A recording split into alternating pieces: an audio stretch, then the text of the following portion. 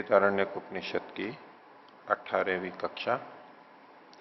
बृहदारण्यक उपनिषद के द्वितीय अध्याय का 5वां ब्राह्मण चल रहा है और इसकी पीछे 15 कंडिकाएं हमने देखी थी। प्रसंग याज्ञवल्क्य और मैत्रेयी संवाद का है। याज्ञवल्क्य अपनी पत्नी मैत्रेयी को मैत्रेयी की इच्छा होने पर अध्यात्म विद्या का उपदेश दे रहे हैं कि मैं क्यों प्रव्रज्या कर रहा हूं, किससे व्यक्ति अमृत हो सकता है। तो पिछले ब्राह्मण में भी, चौथे ब्राह्मण में भी उन्होंने कुछ बातें कही थी। आत्मनस्तु कामाय सर्वम इदम प्रियम भवति। अपनी ही कामना मुख्य होती है, उसी को लेकर के हर व्यक्ति की प्रत्येक क्रिया, प्रत्येक प्राप्ति, प्रत्येक इच्छा अनिच्छा होती है। निरपवाद रूप से सब हमारी प्रत्येक प्राप्ति, प्रत्येक इच्छा, प्रत्येक अनिच्छा अपने को केंद्रित होकर के होती है और वो अपने को केंद्रित करके हमें करनी भी चाहिए। आत्मा का वास्तविक हित जिसमें है उसको ध्यान में रखते हुए हमें करना चाहिए। अपने को केंद्रित करके हर व्यक्ति चल रहा है, लेकिन उससे अपना हित होता है या नहीं होता है, इसमें अंतर है। हर व्यक्ति बल प्राप्ति के लिए भोजन करता है, स्वस्थ रहने के लिए भोजन करता है, स्वाद के लिए भोजन करता है, लेकिन वो वैसा भोजन है या नहीं है ये अलग अलग होता है। सबका भोजन वैसा नहीं होता है।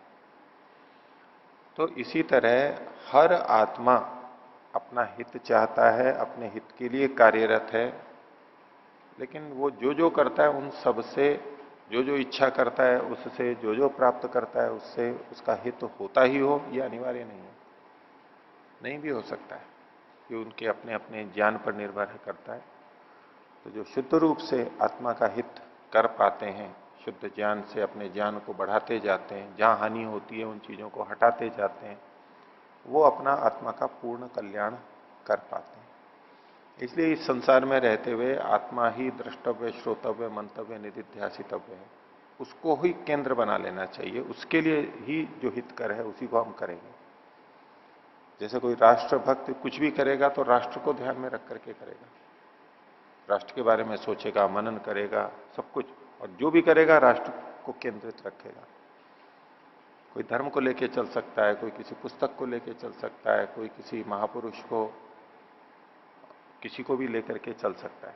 उसके केंद्र में वही बना रहता है और उसके चारों ओर ही उसका सारा चिंतन, सारे विचार, सारी इच्छाएं, सारी अनिच्छाएं घूमती रहती है। तो मूलतः आत्मा के ही चारों ओर ये सारा का सारा घूमता है। और ये सृष्टि भी परमात्मा ने आत्मा के लिए ही बनाई है। और हम आत्मा परमात्मा का स्मरण करते हैं, उसकी स्तुति करते हैं, प्रार्थना करते हैं, वो भी आत्मा के लिए, अपने लिए करते हैं। मुक्ति की प्राप्ति भी अपने लिए करते हैं। वेदादि शास्त्रों का अध्ययन भी हम अपने लिए करते हैं, अपने लिए ही सब कुछ करते हैं। तो ये एक तथ्य उन्होंने रखा। और कोई इस भ्रांति में हमें प्रस्तुत करे कि मैं आपके लिए ये कुछ कर रहा हूं, तो उसमें हमारे को सावधानी रहना चाहिए। ऐसा कोई भी नहीं मिलेगा जो केवल हमारे लिए कुछ कर रहा हो। ठीक है, व्यवहार में कथन होता है ऐसा, पर उसका अंततः अपना प्रयोजन भी रहेगा। हाँ, वो हमारा हित करते हुए अपना हित कर रहा है, ये अच्छा है, माना जा सकता है, वो प्रशंसनीय है। तो अपना हित करते हुए दूसरे का भी हित कर रहा है, हमारा हित कर रहा है, इसलिए हम पसंद भी करते हैं उसको, अच्छा भी मानते हैं। लेकिन ऐसा समझें कि ये केवल हमारे लिए कर रहा है और अपने लिए कुछ भी नहीं है इसका, ऐसा कभी भी नहीं होगा। तो ये एक उपदेश बड़ा महत्वपूर्ण दिया। मानव मन को बताने के लिए, आत्मा के स्वभाव को बताने के लिए एक मूल तत्व उन्होंने बताया। और 5वें ब्राह्मण में मधु विद्या का उल्लेख किया कि किस प्रकार से सब चीजें हमारे लिए मधुर रूप हैं, प्रिय हैं, प्रिय होनी चाहिए हमें, और वो भी हमें प्रिय समझते हैं। वो ऐसी बनी है कि उससे हमारा हित होता है, हमारा प्रिय होता है, चाहे वो पृथ्वी हो, चाहे जल हो, चाहे कुछ भी चीजें हो, सारी की सारी चीजें मधु बनी हुई है। हमारे लिए वो मधु हैं और उनके लिए हम मधु हैं, प्रिय हैं, वो हमारा हित करती है। ये सृष्टि ऐसी बनी हुई है, ऐसी किसी ने बनाई है। एक बहुत बड़ी दृष्टि है ये मधु विद्या की। हर चीज को वो ऐसा ही देख रहा है कि इससे मेरा कल्याण हो सकता है, इससे इसमें मेरा हित छुपा हुआ है, ऐसा सोचता रहता है वस्तुओं के लिए, व्यक्तियों के लिए। ठीक है, उपयोगिता और उपयोग करने का तरीका ये तो भिन्न भिन्न होता ही है, और उसके आधार पर हम हानि भी उठा लेते हैं वस्तुओं से, व्यक्तियों से। लेकिन है वो हमारे हित के लिए, हमारे हित के लिए हो सकती हैं। हम दूसरे के हित के लिए हैं, हित के लिए हो सकते हैं। ये सारा मधु मधु, प्रिय और हित, प्रिय प्रिय, सब कुछ मधु ही मधु, ऐसा इन्होंने एक उपदेश दिया था। और उसको अंत में आत्मा और परमात्मा तक ले जाकर के छोड़ा था। आत्मा के लिए, मनुष्य के लिए ये सब प्राणी मधु हैं, और सब प्राणियों के लिए मनुष्य भी मधु है, प्रिय है, हितकर है। ऐसा ही एक हमारा परस्पर का व्यवहार है। तो अब इस मधु विद्या को पहले भी किसी ने कहा था, वो उल्लेख एक प्रमाण के रूप में कहे जा रहे हैं, और इससे संबंधित कुछ बातें और यहां पर आगे कही गई हैं। तो बृहदारण्यक उपनिषद के द्वितीय अध्याय के 5वें ब्राह्मण की 16वीं कंडिका से आज का प्रारंभ करते हैं। तो लिखा है, इदम वही तत्मधु, तन मधु, ये वही मधु है। ये जो भी पीछे बताया पिछली 15 कंडिकाओं में, वो जो मधु विद्या थी, जो मधु था, प्रेम था, स्नेह था, हित की भावना थी, ये वही मधु है, वही मधु विद्या है। इदम वही तन मधु दध्यंग आथर्वण अश्विभ्याम उवाच। दध्यंग आथर्वण ने, ये नाम है व्यक्ति का दध्यंग, और अथर्वण अथर्वा के से संबंधित उसके पौत्र पुत्र वगैरह, तो उसने अश्विभ्याम उवाच, अश्विनी कुमारों के लिए कहा। अश्विनी कुमार भी देवता माने जाते हैं, देवताओं के चिकित्सक माने जाते हैं, देवभिषक, और हमेशा जोड़े में ही आते हैं ये, यानी अश्विनऊ द्विवचन में ही प्रयोग होता है इनका, जोड़ा ही है, हमेशा दो ही माने जाते हैं। तो इसको कई लोग प्राण अपान के रूप में भी लेते हैं, बहुत तरह से इसकी व्याख्याएं की जाती हैं। तो लेकिन ये देवताओं के भिषक हैं, देवताओं के चिकित्सक हैं, देवता रूप हैं ये भी। तो अश्वियों के लिए दध्यंग आथर्वण ने इस मधु विद्या को कहा था, बताया था। तदेतत् ऋषि पश्चन अवोचत, तो इसको देखते हुए ऋषि ने कहा। अब आगे एक वचन दिया है, ऋग्वेद का मंत्र है ये, ऋग्वेद के प्रथम मंडल के 116वें सूत्र का 116वें सूक्त का 12वां मंत्र है, उसका उल्लेख, ये जो चर्चा है दध्यंग अथर्वाणी वाली, वो इस मंत्र के अंदर संकेत के रूप में आई है। तद्वा नरा सनये दंस उग्रम आविष्कृणोमि तन्यतुर न वृष्टिम। तो उसको, इस अथर्व विद्या को, इस मधु विद्या को तुम दोनों के लिए, मनुष्यों के लिए, जो दो यहां पर द्विवचन के अंदर दिया, अश्विनी कुमारों की दृष्टि से यह कथन है। तो ऋषि ने उसको उनके लिए, तुम दोनों के लिए, मनुष्यों के लिए या नरों के लिए, नेताओं के लिए, जो आगे बढ़ने वाले हैं उनके लिए, जो सतत गतिशील है। अन्य प्राणी गतिशील नहीं होते, ऊंचे नहीं बढ़ते, नर यानी मनुष्य ही ऐसा है जो आगे बढ़ने वाला है, उसके लिए इस विद्या को कहा। तत्वा नरा सनये, सनय धन के लिए, ऐश्वर्य के लिए, बढ़ाने के लिए, दस्र कर्मों को, दस्र उग्रम आविष्कृणों में, उसके लिए उग्र कर्म को मैं आविष्कृणों में आविष्कृत करता हूं। एक उग्र कर्म बताया गया। तन्यतुर न वृष्टिम, और वो तन्यतु बादल, वो हमारे लिए वृष्टि को फैलाए, वृष्टि को दे। एक ऐसा उग्र कर्म कहा जिससे हमारे लिए वृष्टि हो जाए, बारिश हो जाए। कर्म उग्र है, कठिन है, लेकिन उससे वृष्टि की तरह से हमें आनंद मिलता है, हमारे लिए वर्षा हो जाती है। दध्यंग हयन मधु आथर्वणो वाम अश्वाय शीर्षणा प्रयत ईम उवाच। तो दध्यंग आथर्वण जो था, उसने, जिसको इस मधु को तुम दोनों के लिए अश्वस्य शीर्षणा, घोड़े के सिर से, प्रयत ईम उवाच, इस बात को कहा। तो दध्यंग अथर्वण ने अश्विनों के लिए, अश्वी कुमारों के लिए कहा, अश्विनी के लिए कहा, उसमें ये कथा साथ में जोड़ी जाती है इससे संकेत लेके कि उन्होंने इस विद्या का कथन घोड़े का सिर लगा करके किया। तो उसके लिए अब कथा है, अब इसमें कितना वास्तविकता होगी वो तो अलग है। तो इनको ये था कि ये अपनी विद्या को दे नहीं सकते थे, देते तो बोलते तो उनका सिर फट जाता। तो अश्विनी कुमार चिकित्सक थे, तो शल्य चिकित्सक भी थे। उन्होंने कहा कि ठीक है, हम आपके सिर पर आपके गर्दन पे घोड़े का सिर लगा देते हैं, आपका सिर उठा के इधर रख देते हैं, घोड़े का लगा देते हैं, उस सिर से आप हमारे को उपदेश दे दो, और फिर उपदेश देने से आपका सिर फट जाएगा, वो हट जाएगा, हम वापस आपका सिर आपके लगा देंगे। इस तरह से कुछ कथन आते हैं। अथवा इसको दूसरे ढंग से भी लेते हैं कि ये पढ़ाने वाले थे, उपदेश देने वाले थे, और अश्विनी कुमार सुनने वाले थे। तो बोलने वाले को सुनने वालों के स्तर पर आकर के बोलना चाहिए, एक बोलने वालों के लिए निर्देश है। वो इस तरह से बोले कि सुनने वालों को समझ में आ सके।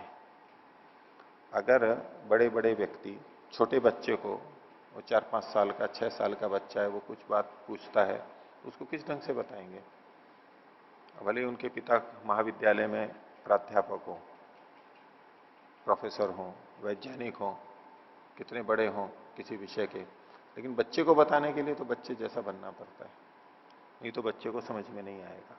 उसका भी एक प्रतीक संकेत यहां से मिलता है कि जो सुनने वाला है उसके अनुरूप बन के हमें बताना पड़ेगा, बताना चाहिए, नहीं तो समझ में नहीं आएगा उनको।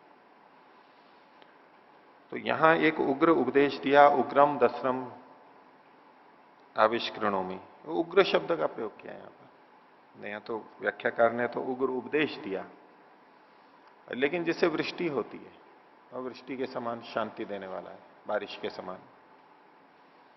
तो पीछे ये जो मधु विद्या थी, किसी के साथ मधु व्यवहार करना कठिन होता है, सरल होता है?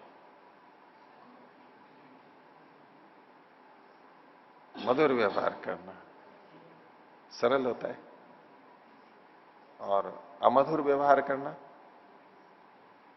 क्रोधी व्यवहार करना, वो सरल होता है या कठिन होता है? तो विचार की बात होगी। हमें तो अच्छा लगता है, इसमें कोई दो राय नहीं है, हमारे से कोई मधुर व्यवहार करे तो बहुत अच्छा लगता है। उस मधुर व्यवहार में सम्मिलित होना निसंदेह सरल है, लेकिन मधुर व्यवहार करना ये अनेक स्थलों पर बहुत कठिन होता है, किया ही नहीं जा सकता है, ऐसा हो जाता है, किया ही नहीं जा सकता है, यानी हमें ऐसा लगता है कि हम नहीं कर सकते ये। जिसने हमारी बहुत हानि की हो, जिसने हमारा अहित किया हो, जो समझाने पे भी नहीं समझ रहा हो, ठीक है, अप्रिय आचरण कर रहा हो, मान नहीं रहा हो, अब मधुर व्यवहार करें। बड़ा इतिहास हो, पुराना कई पीढ़ियों का इतिहास हो, देशों की भी कई कई पीढ़ियां निकल जाती हैं, आपस में एक दूसरे के प्रति कुछ व्यवहार पिछली पीढ़ियों ने किए, सदियों ने ऐसा ऐसा किया, जो भी हुआ वो सब भी हमारे साथ में रहता है, और उस सबके साथ में चलते हुए अब मधुर व्यवहार करना बड़ा कठिन हो जाता है, किया ही नहीं जा सकता, वो मधुर रह ही नहीं सकता उसके साथ में, ऐसी स्थिति हमारी बन जाती है।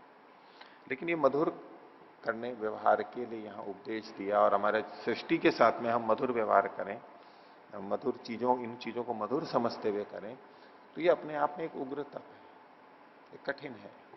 सबके साथ में, कुछ के साथ तो प्रिय हो ही जाते हैं, जो हमारे साथ प्रिय हैं उनके साथ तो प्रिय होना बहुत आसान होता है, हर कोई कर लेता है, कितना ही गुस्से वाला हो, सामने वाला हितैषी लग रहा है तो उसके साथ प्रिय व्यवहार एकदम कर लेगा, एकदम कर लेगा। बड़ा अधिकारी आएगा तो एकदम सारा गुस्सा निचले अधिकारी पे, जो निचले कर्मचारी पे जो गुस्सा निकल रहा था, वो एकदम बड़े अधिकारी के आते ही चुप, जो पूंछ पीछे उठा रखी थी वो नीचे आ जाती है, दुबक जाती है पूंछ। तो ये तो एकदम बदलाव हो ही जाता है, लेकिन सबके साथ में मधुर व्यवहार करना एक कठिन कार्य है, लेकिन कर लेते हैं तो ये है वृष्टि का दायक, आनंददायक है। बारिश के समान संतोष, शांति, सुख को देने वाला है। तो ये ऐसा उपदेश अश्विनी कुमारों को उन्होंने दिया था अश्व का सिर लगा करके। और अश्व शब्द से तीव्र गति का भी अर्थ लिया जाता है कि बहुत तीव्र गति। अश्विनी कुमार में भी वहां पर व्याप्ति और अश्विन व्याप्त आदि अर्थ लेते हुए करते हैं। अश्व का सिर, जैसे वो गतिशील हैं ऐसे गतिशील होते हुए उनको उपदेश दिया गया। आगे देखिए 17वीं कंडिका, इसकी प्रथम पंक्ति फिर वैसी की वैसी है जैसी 16 में थी। इदम वै तन मधु दध्यंग आथर्वण अश्विभ्याम उवाच। ये वो मधु विद्या है जो दध्यंग आथर्वण ने अश्विनी कुमारों को दी। तदेतत् ऋषि पश्चन उवाच। इसको देखते हुए ऋषि ने फिर कहा। एक और वचन मिलता है, ये भी ऋग्वेद का है। ऋग्वेद प्रथम मंडल के 117वें सूक्त का 22वां मंत्र। आथर्वणाय अश्विना, अश्विनौ मतलब दधीचे अश्वम शिरः प्रति ऐरयतम। अब यहां पर अश्विनौ अश्विनी कुमारों ने आथर्वणाय दधीचे, आथर्वण जो दधीची था, दध्यंग था, दधीची था, उसके लिए अश्वम शिरः, अश्व के सिर को, प्रति ऐरयतम, उसके लिए उन्होंने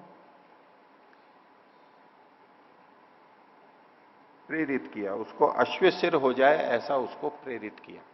अब उसको एक तरह से है कि उसको उसका सिर लगाया, इस रूप में भी अर्थ लेते हैं। और उनके उसको अश्व के उसके सिर की उसको प्रार्थना की, उत्सुक किया।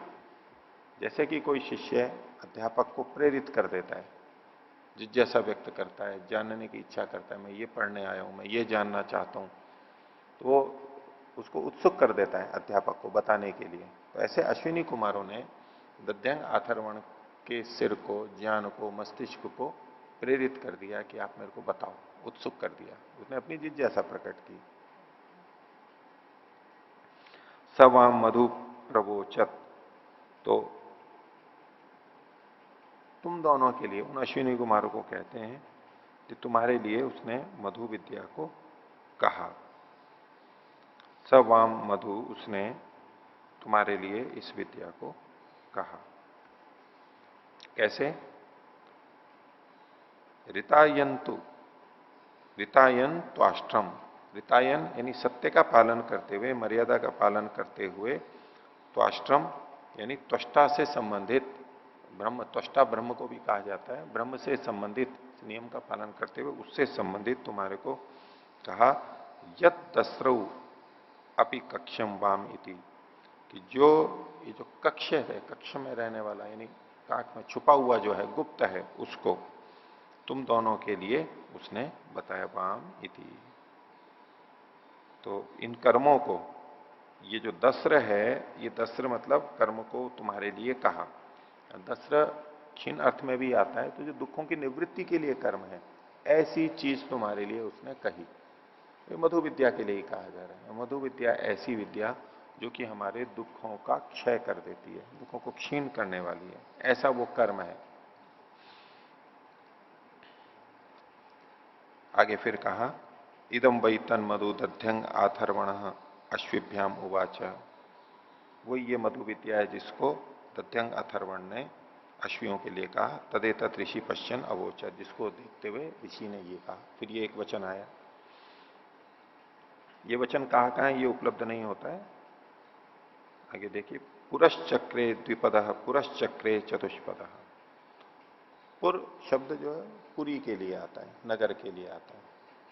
तो उसने कोई एक है जिसने द्विपद पुरश्चक्रे, दो पैर वाले वाली पुरियों को बनाया। पुरः ये द्वितीय का बहुवचन है।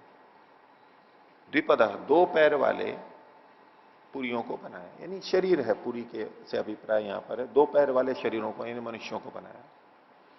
पुरश्चक्रे चतुष्पद, और चार पैर वाली पुरियों को भी उसने बनाया। ये चौपाए जो है प्रतीक रूप में है, बाकी सारे पैर वाले भी इसी के अंतर्गत आ जाएंगे, ये सभी प्राणी आ गए। पुरः स पक्षी भूतवा पुरः पुरुष आविशत इति।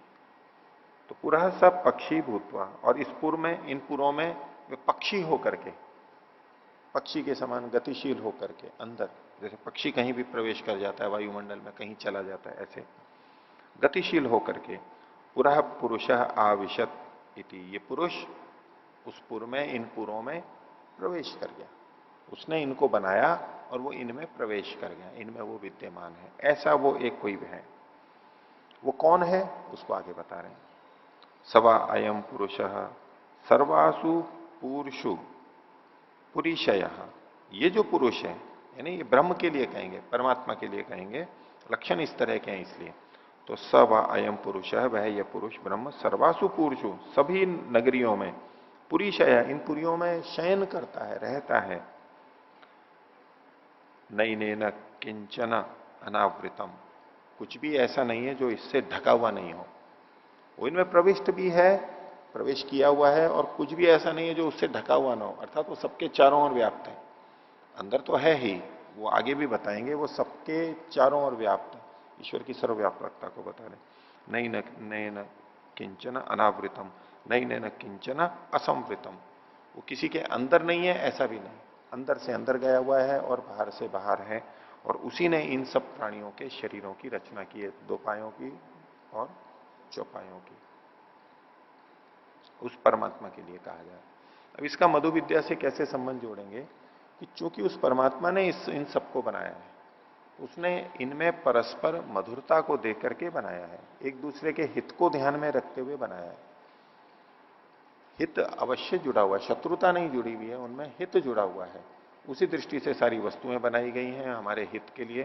तो हम भी वैसा ही इसको देखें, इस पृथ्वी को, सृष्टि को अपने हित की दृष्टि से देखें, हमारे हित के लिए बनाई है।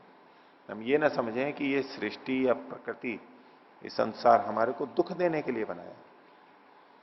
जब व्यक्ति दुखी होता है तो वो यही सोचने लगता है, ये परमात्मा ने हमारे को दुख देने के लिए बनाया है, इस सृष्टि दुख देने के लिए बनाई है, दुख देने के लिए भूख को पैदा किया है, भूख से कष्ट होता है। परमात्मा भूख नहीं बनाता तो कितना अच्छा रहता, दुनिया परेशान नहीं होती।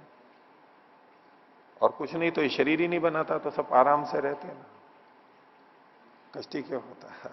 दुख में भी जन्मोत्पत्ति, ये जन्म मिला है तो दुख है, संयोग है तो दुख है, ये जो सब हम इधर उधर अन्य शास्त्रों में पढ़ते ही हैं, वो अपनी जगह होते हुए भी हमारी दृष्टि कई बार ऐसी बन जाती है, सोचते सोचते ये दुख रूप है तो त्याज्य है।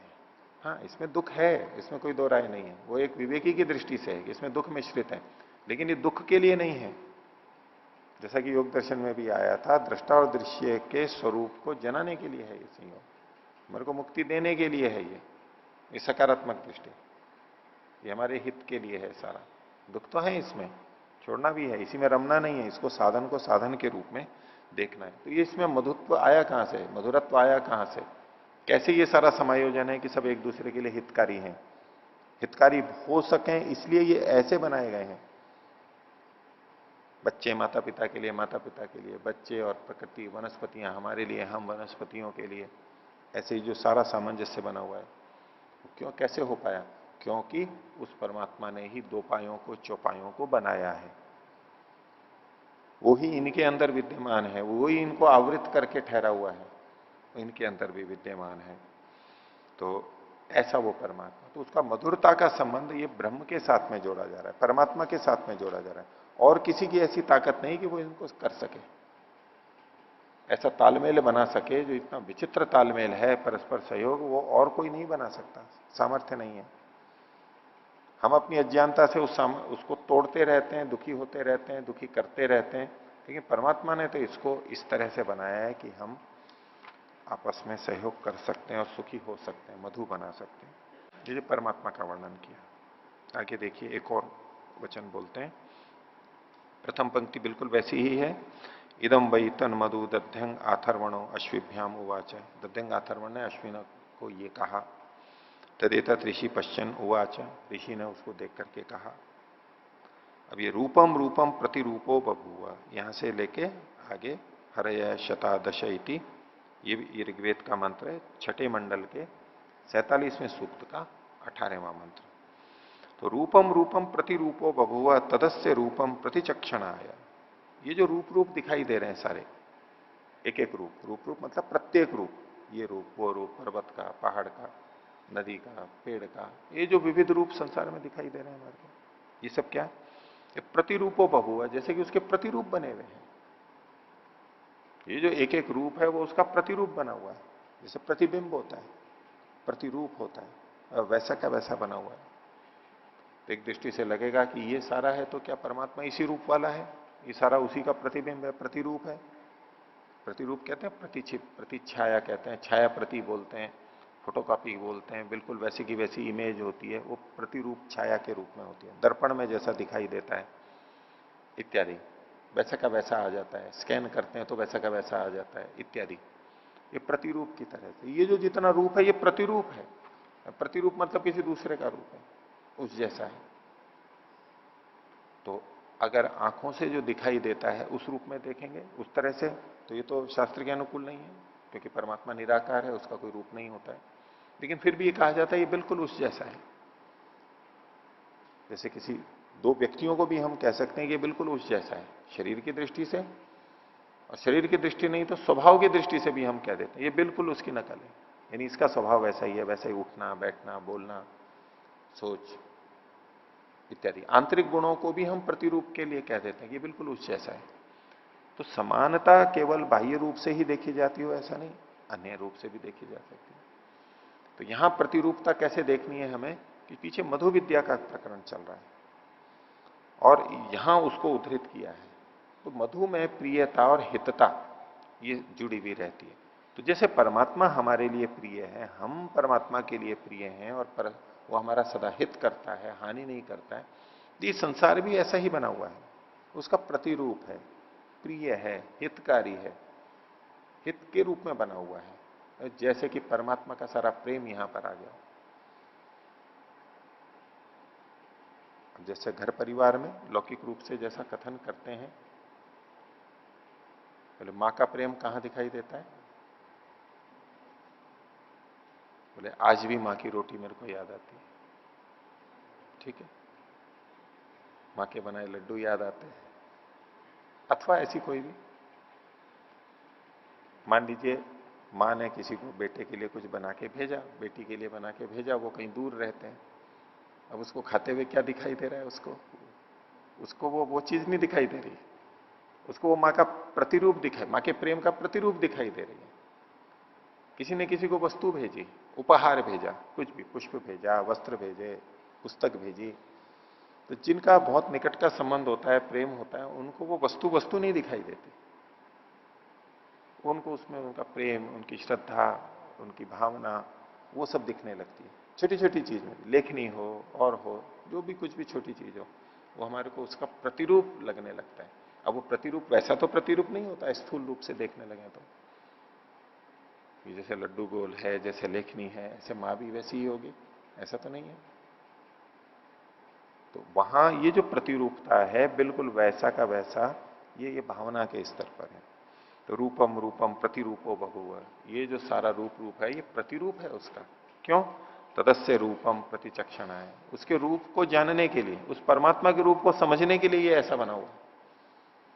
जैसा कि हम पीछे छांदोग्य में भी देखते आए, कितनी जगह पर इन्होंने उन बातों को कहा, इस संसार को देखते हुए हम उस परमात्मा तक पहुंच जाते हैं।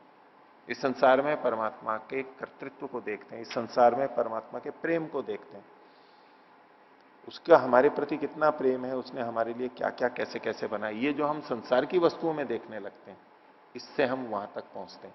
ये भी एक तरीका है। तो तदस्य रूपम प्रतिचक्षण है, उसके रूप को देखने के लिए ये रूप रूप को प्रतिरूप बनाया है उसने, ये मधुर बनाया है उसको, इस तरह का बनाया है। परमात्मा का प्रेम तो वहीं झलकेगा। और बिल्कुल लौकिक व्यवहार में जाते हैं तो तब भी इस बात का कथन किया जाता है कि किसी व्यक्ति में हमारे प्रति प्रेम है, उसका पता कैसे लगता है, कैसे झलकेगा वो, कैसे झलकेगा, वो हमारे से कैसे बात करता है। उपहार का समय आता है तो वो हमारे को कैसा उपहार देता है, कितना देता है। ठीक है, शादी ब्याह होते हैं उसमें लिया जाता है, दिया जाता है, और उसमें इसी बात पे तो आकलन करते हैं, इसका मेरे प्रति कितना प्रेम है, कितनी श्रद्धा है, सबसे पहले किसको बुलाया, सबसे पहले किसको दिया, इसको लेने स्टेशन गए, इसको लेने के लिए कर्मचारी को भेजा, इसको लेने के लिए घर के बाहर आए, इसको छोड़ने के लिए घर के बाहर आए। नहीं होता, आकलन नहीं करते इन छोटी छोटी बातों का। मेरे को इस कमरे में रखा, मेरे को वातानुकूलित कमरे में रखा, मेरे को, अब व्यक्ति के पास नहीं है, कहीं एसी लगा हुआ है, कहीं कूलर लगा हुआ है, कहीं केवल पंखा है, तो किसको कौन सा कमरा दिया, इससे हम आकलन करते हैं ना, ये किसको महत्व देता है, किससे प्रेम रखता है, श्रद्धा रखता है इत्यादि। महत्व की दृष्टि से भी होता है, सामाजिक कार्यों से भी, दुख से बचने के लिए भी होता है ये देखो इनको तो सहन नहीं होगा, इसको तो सहन हो जाएगा, इसलिए भी कुछ चीजों का निर्धारण होता है, लेकिन हम आकलन इससे बहुत करते हैं। ठीक है, किसके प्रति क्या वचन कहे, तो ये हम बाह्य रूपों में झलक देखते हैं किसी की, उसका हमारे प्रति क्या भाव है वो हम उसके व्यवहारों से देखते हैं, तो प्रतिरूप वहां उसमें झलकता है वो। तो ऐसे ये परमात्मा का जो रूप है, मधुर रूप है, वो कैसे इस रूप रूप में प्रतिरूप वो झलकता है और हमें पता लगता है उसका। देखे तो है, नहीं देखे तो कुछ भी नहीं है। अब किसी का हमारे प्रति बहुत भाव भी हो, वो भी हमारे लिए बहुत कर रहे हो, लेकिन हमारा ध्यान ही कहीं और है, हमें पता ही नहीं लग रहा है कि क्या इसमें स्नेह है, प्रेम है। छोटे बच्चे को, बहुत छोटा हो तो उसको पता भी नहीं लगता है, माता पिता की भावना थोड़ा ना पहुंच रही है उसके पास में, न परोक्ष रूप से पहुंचती भी है, लेकिन उसको तो वस्तु दिखाई दे रही है। लेने वाले को कई बार वस्तु दिखाई देती है, उसको प्रेम दिखाई नहीं देता। वो वस्तु किसी ने जैसी भी भेजी मान लो, और वो अच्छी नहीं बनी हुई है, तो एक जो उसमें प्रेम देखता है उसको तो वो खराब नहीं लगेगी, उसको तो बहुत स्वादिष्ट लगेगी, बहुत अच्छी लगेगी, और दूसरे को वही खराब लगेगी, बोले क्या बना के भेज दिया ये। उसकी भावना साथ में जुड़ जाए तो वो चीज अलग ही दिखने लग जाती है। तो यहां ये जो मधु है सपोर, उसमें रूपम रूपम प्रतिरूपो बभुआ तदस्य रूपम प्रतिचक्षणा है, उसके रूप को देखने के लिए, अच्छी तरह जानने के लिए ये सारा का सारा है, प्रतिरूप में है। ये संसार ही परमात्मा को जानने का हमारे लिए माध्यम बन सकता है। आगे इंद्रो माया भी पुरूप ईयते, जो इंद्र है, इंद्र जीव के लिए भी कहा जाता है और परमात्मा के लिए भी कहा जा सकता है, जीव पर अर्थ ले रहा हूं। इंद्रो माया भी, माया के द्वारा, मायाओं के द्वारा, यानी इस प्रकृति के द्वारा, बुद्धि विचार ये सब चीजों के द्वारा, पुरूप ईयते, बहुत सारे रूपों को प्राप्त करता रहता है। एक जीव है, उसका अपना स्वरूप जो है वो है, लेकिन कभी वो मनुष्य के रूप में आता है, कभी पशु के रूप में, कभी पक्षी के रूप में, कभी वृक्ष के रूप में, मनुष्य में भी कभी अलग, कभी स्त्री बनता है, कभी पुरुष बनता है, कभी बच्चा है, कभी युवा है, कभी वृद्ध है। वही एक ही इंद्र, ये रूप कैसे बदल रहा है? माया भी, माया के द्वारा, इस कार्य जगत के द्वारा, प्रकृति के द्वारा, प्रकृति को माया कहते हैं, विभिन्न रूपों में बदलती है, बड़ी विचित्र है, मायावी, रहस्यमय है। इसके द्वारा हम विभिन्न रूपों में बदलते हैं, प्रकट करते हैं। इंद्रो माया भी पुरूप ईयते युक्ता ही अस्य हरय शतादश इति, और इसके साथ हरय घोड़े, शताह दश सैकड़ों, दश सैकड़ों, कितने सैकड़ों? बहुत सारे, 100 तो एक होता है, ऐसे बहुत सारे सैकड़े हो तो एक अंतिम संख्या कहां जाकर के टिकेगी? 1000 तक जाके टिक जाएगी भाई। इसके बाद में 100 के बाद में 1000 आता है, और वो बहुत सारे हों तो सैकड़ों, ज्यादा होते होते 1000 तक आ जाएंगे। तो एक तरफ से, दो तरह से इसकी व्याख्या की जाती है आत्मा परक करते हुए, कि ये दश शता, दश मतलब 10 इंद्रियां हैं, ज्ञानेन्द्रियां और कर्मेंद्रियों को लेते हुए 10 इंद्रियां हैं। नहीं, दिखने में तो 10 हैं, लेकिन ये एक एक सैकड़ों हैं, एक एक से हम बहुत बहुत जानते हैं, बहुत बहुत करते हैं। नेत्र एक इंद्रिय, लेकिन सैकड़ों, यानी सैकड़ों का मतलब यहां पर बहुत को बताना है, 100 ही नहीं होता है। वेद के अंदर 100 और सहस्त्र शब्द अनेक के अर्थ का वाचक होता है, बहु के वच का, बहुत अधिक कहना चाहते हैं, 100 कह दिए, 1000 कह दिए, अनंत के लिए भी कह दिया जाता है, बहुत अधिक के लिए कह दिया जाता है। तो ये जो 10 इंद्रियां हैं वो 100 यानी सैकड़ों चीजों को करने वाली हैं, उनके माध्यम से ये कार्य करता है। तो युक्ता ही अस्य हरया, और ये घोड़े हैं, इंद्रियां हमारे घोड़े की तरह से गतिशील हैं, क्रियाशील हैं, साधन के रूप में हैं। और इसको दूसरे ढंग से लेते हैं तो ये जो माया के साथ तो जीव विभिन्न विभिन्न रूपों में आता है, और परमात्मा की तरह से, परमात्मा के रूप में उसके पास में घोड़े हैं बहुत सारे, परमात्मा की अनंत शक्तियां हैं जिनकी सहायता से वो विभिन्न गतियां करता है, उनसे वो युक्त है। परमात्मा परक भी इसका अर्थ लिया जाता है।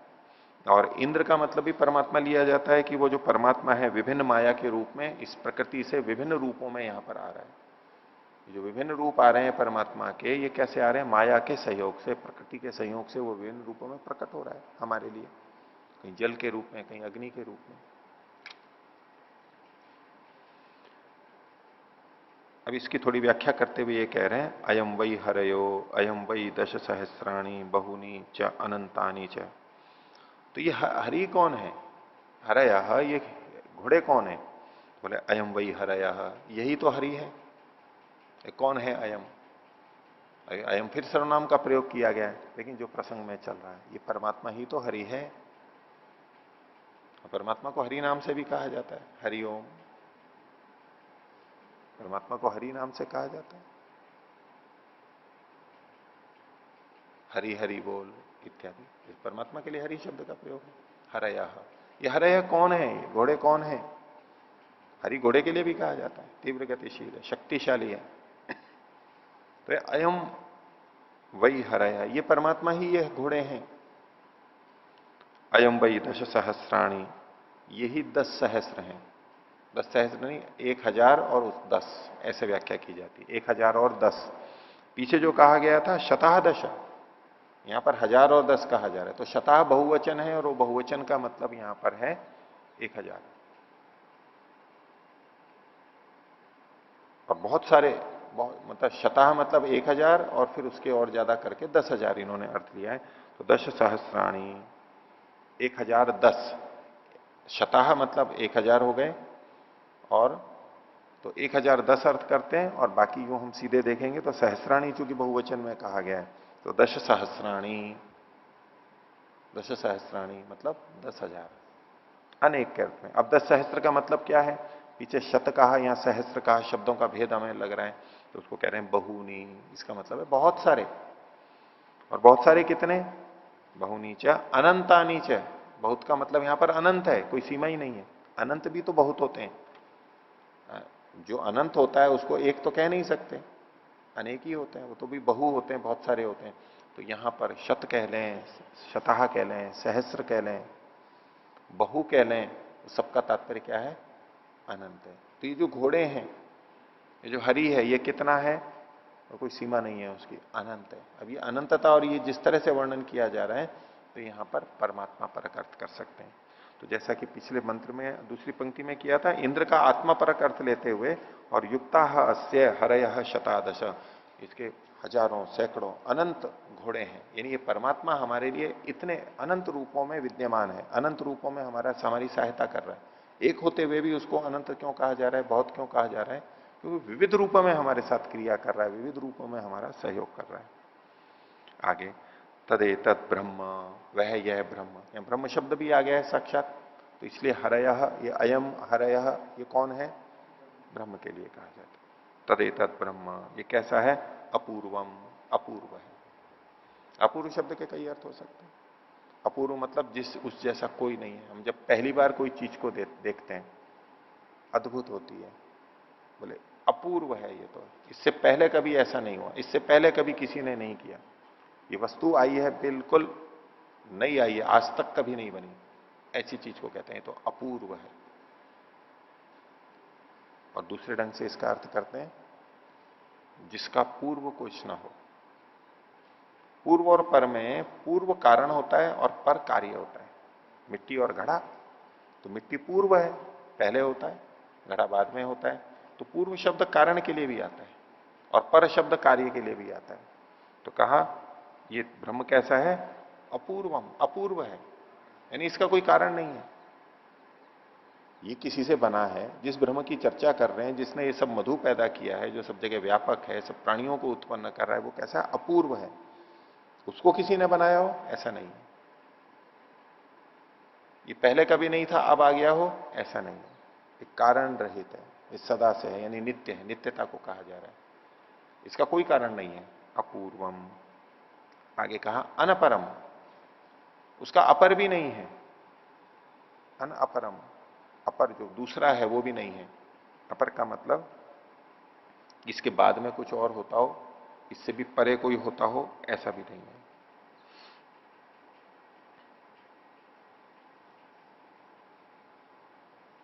यानी इसके बाद में कुछ और हो जाता हो ऐसा नहीं है। ये अंत तक रहता है। अंत तक मतलब अंत वास्तव में कुछ होता नहीं है, ये सदा रहता है। और इसके दूसरे दूसरे ढंग से इसका अर्थ किया जाता है कि ये कार्य रहित है। जैसे पूर्व और अपर, पूर्व मतलब उसका कारण नहीं है और अपर मतलब उसका कोई कार्य नहीं है। अर्थात परमात्मा से कोई चीज उत्पन्न नहीं होती है उपादान के रूप में। परमात्मा कुम्हार की तरह से घड़ा बना सकता है, सृष्टि को बना सकता है, ये तो ठीक है।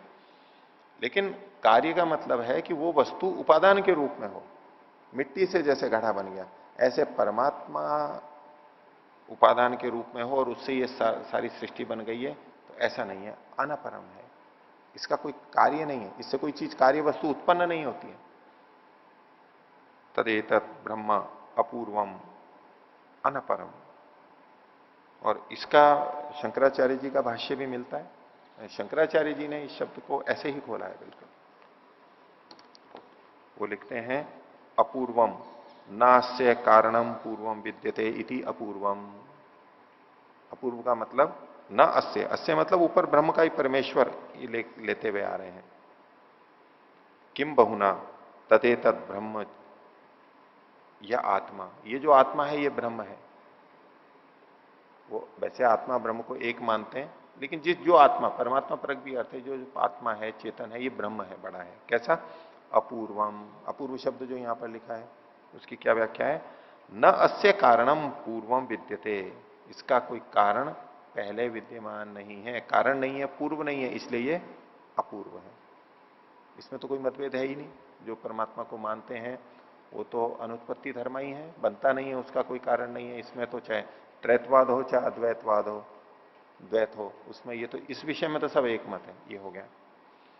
अब कहते हैं न अस्य अपरम, अपरम को खोला, कार्यम विद्यते इति अनपरम, इसका कोई अपर यानी कार्य नहीं है। परमात्मा को कोई कार्य नहीं है, क्या मतलब हुआ कि परमात्मा से कोई चीज उत्पन्न नहीं होती है, परमात्मा उपादान कारण नहीं है।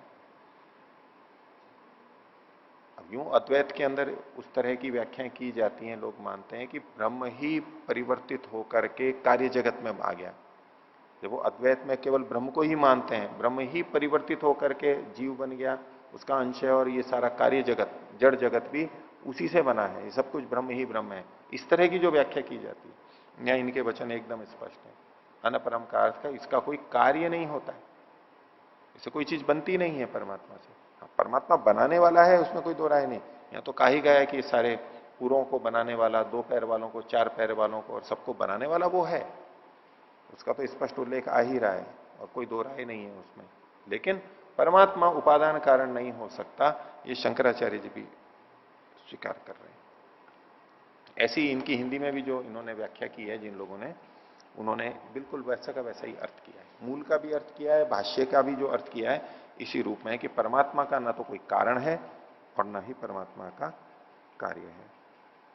और ये बात अन्यत्र भी हमारे को मिलती है।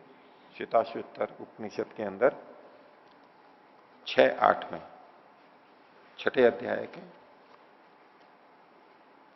8वें, उसके अंदर उन्होंने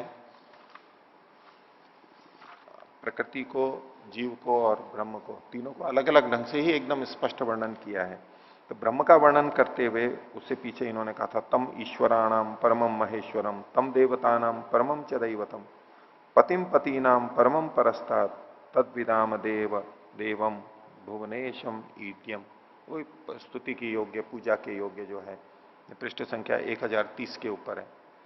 तो उसमें नीचे जो श्लोक है 8वां, उसमें कहा न तस्य कार्यम कारम च विद्यते, उस परमात्मा का कोई कार्य नहीं है और कोई कारण भी नहीं है। ये बिल्कुल वही बात है जो यहां पर बृहदारण्यक उपनिषद में कही गई है, अपूर्वम और अनपरम से। और बाकी तो सब स्वीकार होता ही है। न तत्समश्चाप्यतिकश्च दृश्यते, उससे कम, उसके समान या उससे अधिक भी कोई नहीं है। कम तो छोड़ी, कम तो है, उससे कम तो बहुत है, लेकिन उसके समान और उससे बढ़कर के कोई नहीं है। जैसा कि योग दर्शन व्यास भाष्य में भी आया था, उसके तुल्य कोई नहीं है। जहां काष्ठा प्राप्ति है, अंतिम है, सबसे बड़ा, सबसे अधिक, वो ही वो है। परास्य शक्तिर विविध व श्रूयते, उसकी शक्तियां विविध प्रकार से सुनी जाती हैं, अनंत रूप में अलग अलग तरह से सुनी जाती हैं। स्वाभाविकी ज्ञान बल क्रिया से, उसके ज्ञान बल क्रिया सारे स्वाभाविक हैं, अन्य किसी से नहीं होते। तो वही बात यहां कही, तदेतद ब्रह्म, ये ब्रह्म कैसा है, अपूर्वम, अपूर्व है। तो याज्ञवल्क्य के मैत्री को बता रहे हैं, अंतिम उपदेश, अंतिम वचन चल रहा है कि अपूर्व है, उसका कोई कारण नहीं है, अनपरम, उसका कोई कार्य नहीं है, अनंतरम, और उसके अंदर कोई नहीं है। अंदर कोई नहीं है का मतलब है परमात्मा से सूक्ष्म और कोई नहीं है। वैसे हम सब परमात्मा के अंदर ही हैं, वो दूसरी दृष्टि से कथन है। परमात्मा हमारे अंदर है, हम परमात्मा के अंदर हैं या परमात्मा हमारे अंदर है? दोनों दृष्टि से कह देते हैं कि परमात्मा हमारे अंदर है। किस दृष्टि से? कि परमात्मा हमारे से भी सूक्ष्म है, सूक्ष्म होने से वो हमारे अंदर है। और जब हम ये अपने लिए कहते हैं कि हम परमात्मा के अंदर हैं, वो कथन है परमात्मा सर्वव्यापक है, सब जगह फैला हुआ है, हम एक देशी हैं, वो हमारे अंदर है और हम उसमें विद्यमान है। ये दोनों कथनों में दृष्टि का भेद है। दोनों बातें ठीक हैं। परमात्मा हमारे अंदर है, उसमें हेतु है सूक्ष्म होने से, और हम परमात्मा के अंदर हैं, इस कथन में हम परमात्मा से सूक्ष्म है ये नहीं तात्पर्य है। हम एक देशी हैं इसलिए परमात्मा के अंदर हैं। उसी तरह जैसे पानी के अंदर कोई रुई का गोला हो, कोई कागज पड़ा हुआ हो, तो कागज में पानी है, कारण पानी उससे सूक्ष्म है, अंदर चला जाता है। और कागज पानी में है, कारण कागज छोटा है और पानी अधिक है, वो उसके अंदर। तो ऐसे ये जो व्याप्य व्यापक संबंध होता है, तो जब हम ये कहते हैं कि हम परमात्मा के अंदर हैं, उसमें हम सूक्ष्म है, ये तात्पर्य नहीं होता है वहां पर, वो बड़ा है। अब जब यहां कहा गया कि उसके अंदर और कुछ नहीं होता है, वो तो सबके अंदर है सूक्ष्मता की दृष्टि से, अब उसके अंदर कोई नहीं है, इसका जब निषेध किया जाता है, इसका मतलब है कि परमात्मा से अधिक सूक्ष्म कोई नहीं है। कोई चीज परमात्मा से अधिक सूक्ष्म हो इसलिए परमात्मा के अंदर है, उसका निषेध किया जा रहा है। जो दूसरा भाग है कि परमात्मा व्यापक है और हम उसके अंदर हैं, उसका निषेध नहीं किया जा रहा है इससे। नहीं तो हम यूं ही अर्थ ले लेंगे कि अनंतरम, जिसके अंदर कोई नहीं है, तो बोले फिर हम परमात्मा के अंदर नहीं है क्या, या हम परमात्मा के बाहर हैं? नहीं।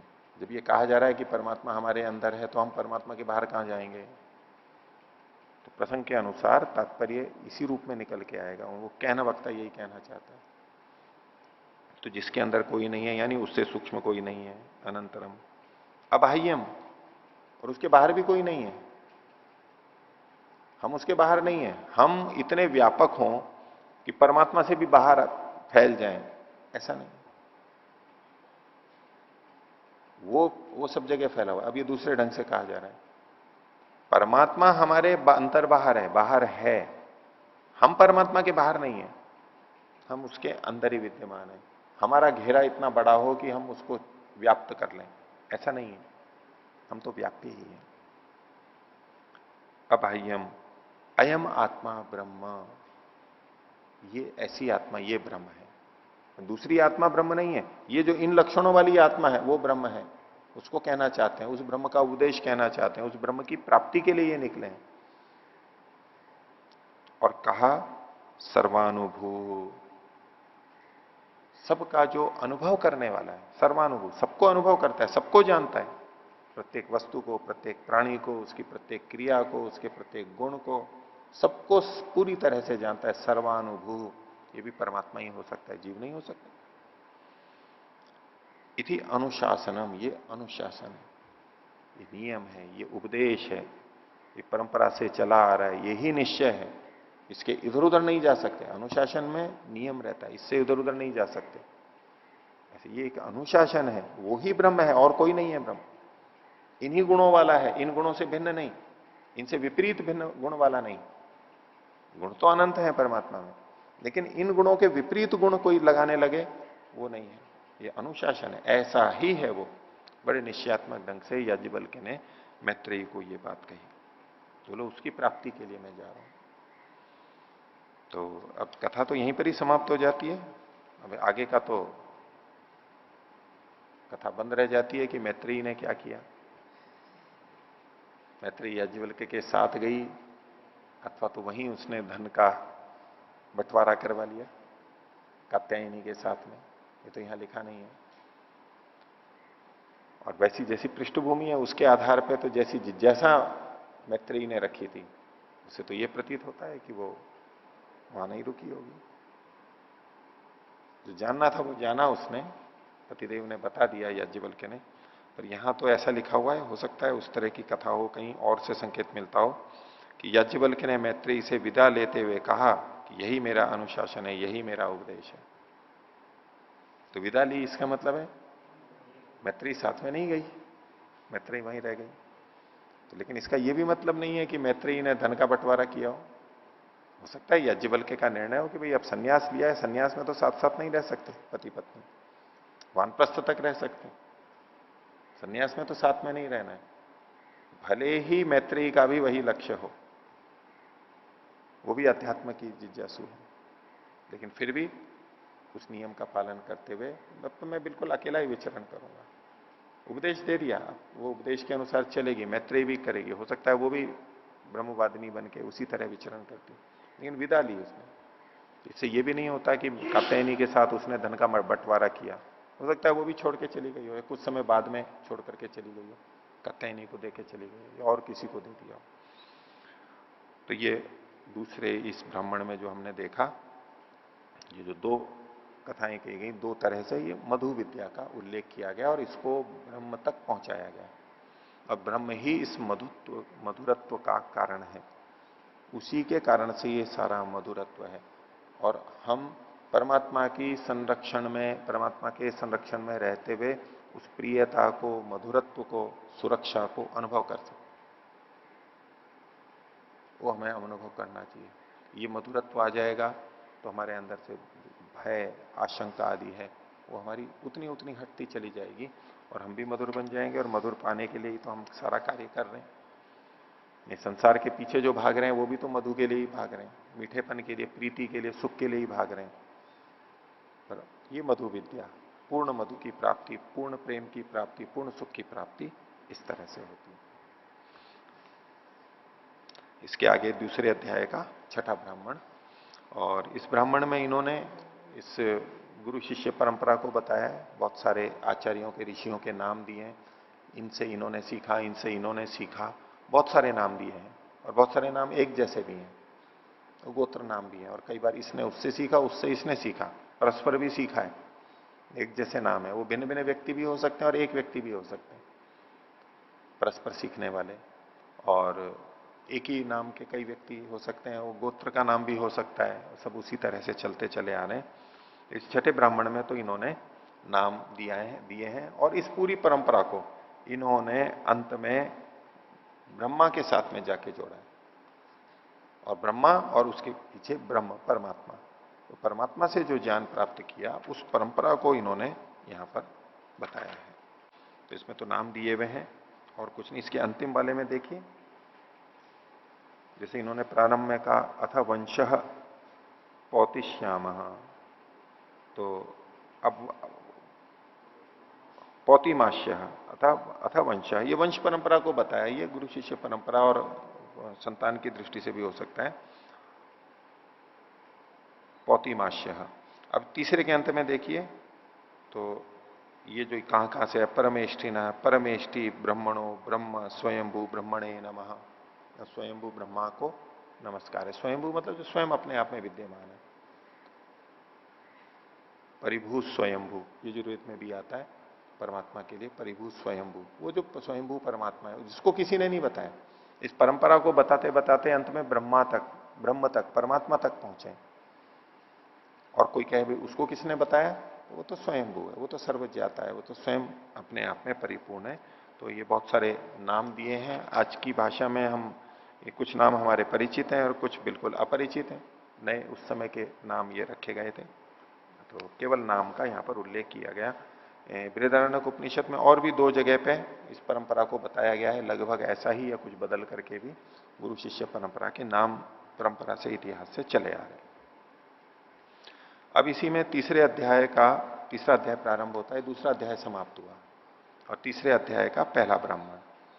ये तीसरे अध्याय में भी एक प्रसिद्ध कथा आती है, ब्रह्म का ही उपदेश है, उसके अंदर भी ब्रह्म ज्ञान के बारे में ही चर्चा है। तो राजा जनक की सभा के प्रसंग में है। राजा जनक एक सभा बुलाते हैं और याज्ञवल्क्य के नाम के व्यक्ति वहां पर भी हैं। एक मैत्रेयी हम पीछे देख करके आ रहे हैं याज्ञवल्क्य का, वो हो सकते हैं, जो भी हो भिन्न हो सकते हैं, निश्चय नहीं कह सकता मैं, लेकिन संभावना ये है कि एक ही रहे होंगे, उस तरह की प्रसिद्धि रही है। तो उस कथा को देखिए, उसको भी थोड़ा प्रारंभ करते हैं। तो जनको ह वैदेहो बहु दक्षिणेन यज्ञेन ईजे। जनक ने, जो वैदेह था, विदेह राजा थे, विदेह के राजा जनक, इसी से वैदेही भी बना है। वैदेही किसको कहते हैं? सीता को कहा जाता है, विदेह की पुत्री वैदेही। उनके पिता जनक, महाराजा जनक, उनसे संबंधित बात है। तो उन्होंने बहुत दक्षिणा वाले यज्ञ का यजन किया, इसमें बहुत बड़ी बड़ी दक्षिणाएं दी गई, बहुत दान दिया गया ब्राह्मणों को, श्रेष्ठों को।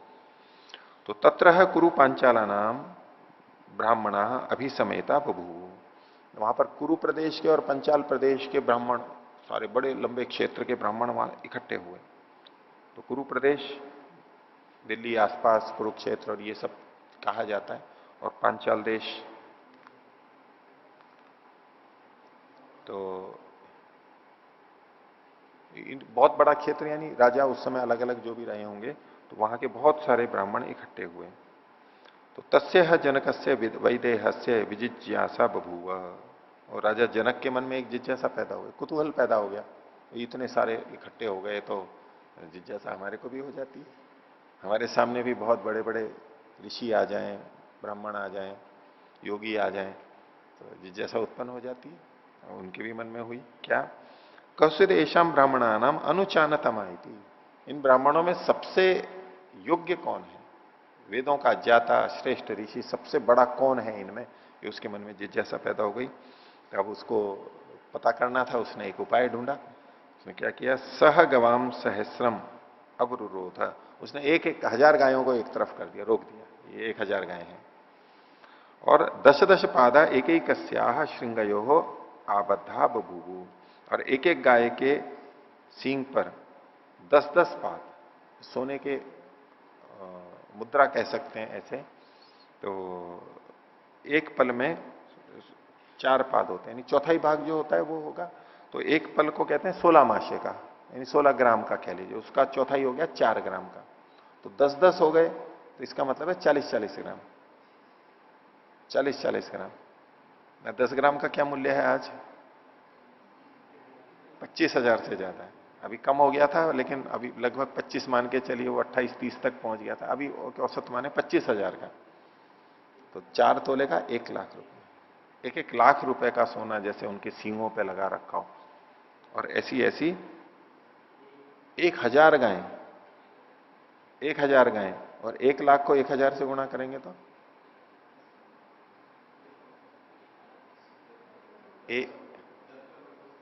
1,10,000, सब पे 1-1 पे है ना, तो 100 1 लाख होते हैं तो 1 करोड़ हो जाता है, और 1000 हो तो 10 करोड़ रुपया।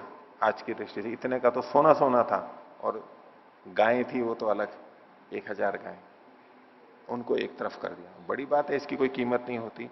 और आकर के फिर आगे पूछते हैं, आगे की चर्चा देखेंगे।